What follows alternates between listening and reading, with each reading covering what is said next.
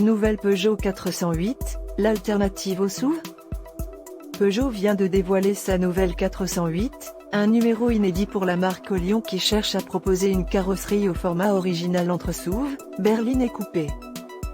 Et si Peugeot avait trouvé la nouvelle formule gagnante pour séduire les acheteurs de voitures neuves?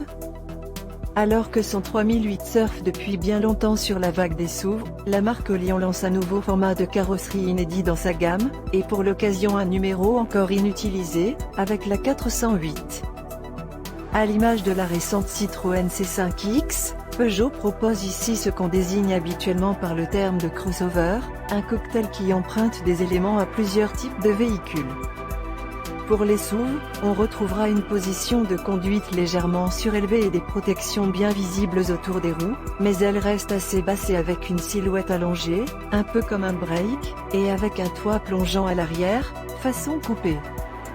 Pour Renault, qui a déjà tenté de casser les codes avec son SUV coupé Arcana, c'est déjà une réussite, voire encadré. Un nouveau format qui pourrait séduire les amateurs de SUV, après le grand succès du Peugeot 3008.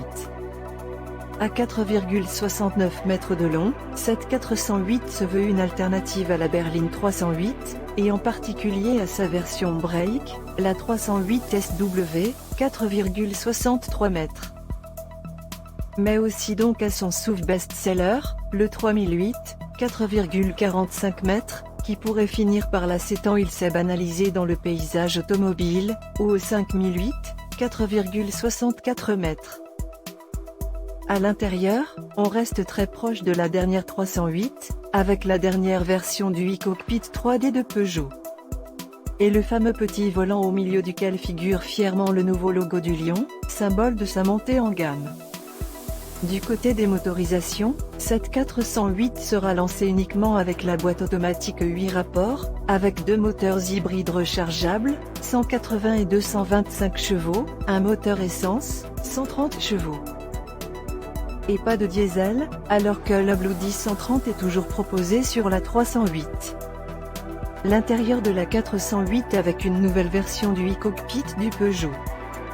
Une version 100% électrique est aussi prévue, sachant que Peugeot souhaite disposer d'une gamme zéro émission pour 2025, soit 10 ans avant la date fixée par l'Union européenne pour l'interdiction des ventes de voitures thermiques neuves. Aucune idée encore des tarifs qui seront communiqués à l'ouverture des commandes en fin d'année.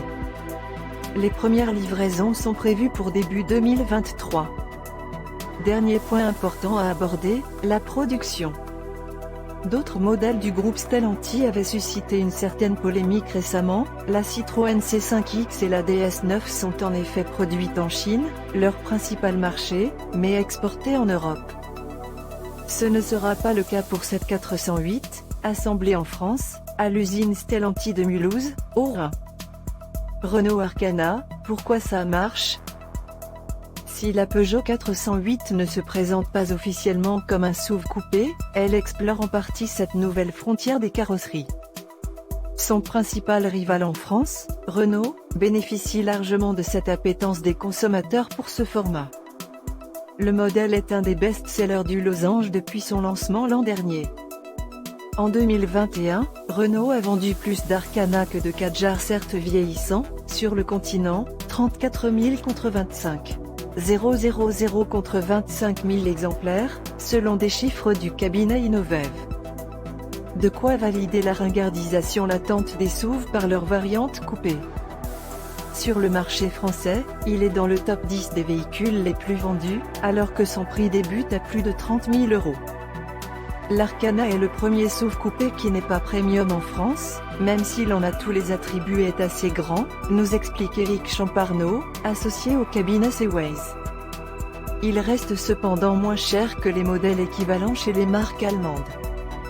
Autre avantage non négligeable de l'Arcana, il n'est proposé qu'en motorisation hybride, un critère important pour les conducteurs en cette période de prix élevé à la pompe. Enter your texture.